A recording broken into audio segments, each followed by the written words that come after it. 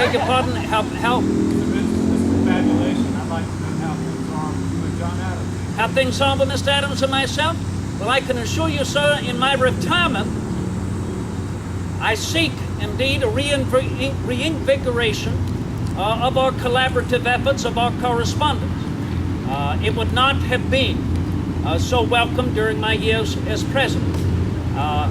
The ascendancy of the anti-federalists, or those who became known as Democratic Republicans, or simply known as Jeffersonian Republicans, all of which labels, I wish you to know, I'm not so generally in favor of.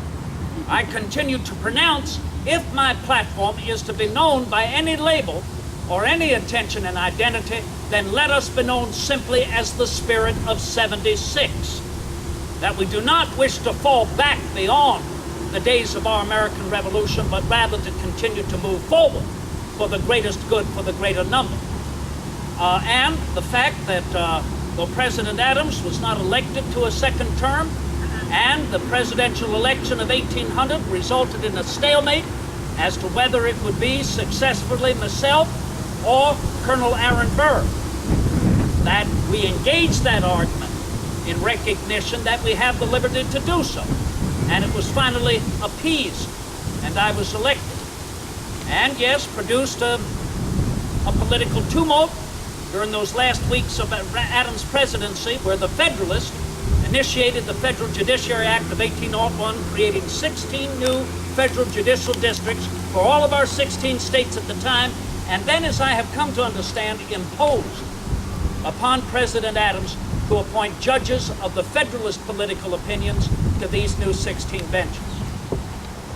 In fact, citizens, can we still believe the fact that our nation succumbed to the appointment of judges to the highest benches based upon political opinion? Well, I ask you, is that justice? No. No, it continues to be politics. And that is why I've said if we're going to resort to that, well, then simply elect the judiciary, and then we can vote them off the bench in succeeding reversals of administration. But no, sir. As I retire, I recognize that I will hold the same office as Mr. Adams has held. That office we all hold. That office without which any other office in our nation's government could not be filled. I am speaking, of course, of the office of citizen. So I look forward to our reinvigoration, as I said earlier, and I'm happy you brought him up.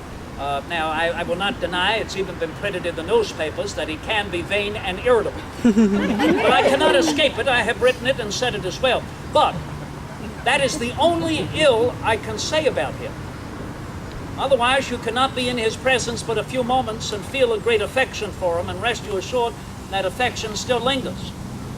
We are different in our personalities. We are different in our stature. I stand 6 feet nearly 3 inches, 195 pounds. Mr. Adams stands at about 5 feet and 7 inches, and they say at times he weighs upwards of 240 pounds.